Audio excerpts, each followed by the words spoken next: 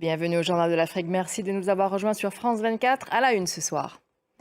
Des enfants squelettiques à l'agonie. Les mots du président tunisien Kais Saied pour présenter des photos d'enfants affamés à Gaza.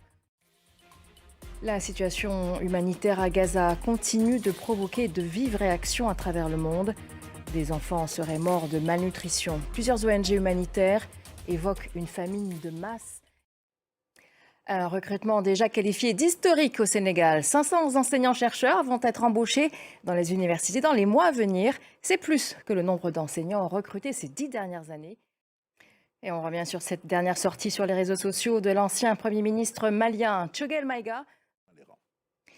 La journaliste indépendante Rosie Piot, ancienne collaboratrice de cette chaîne France 24, est aujourd'hui menacée. Et cette actualité politique en Côte d'Ivoire, Aouedone Mello annonce sa candidature à la présidentielle d'octobre.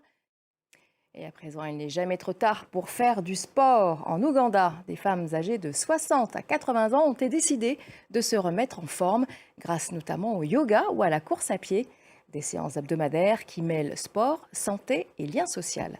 L'initiative lancée il y a 5 ans a déjà conquis plus de 1000 participants. Le récit à Diminté. Et oui, le sport n'a pas d'âge.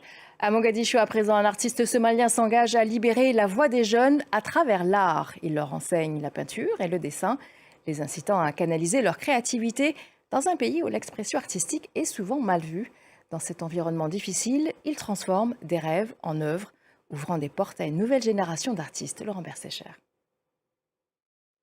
Et c'est ainsi que nous refermons notre journal de l'Afrique. Merci de l'avoir suivi. L'actualité continue sur France 24.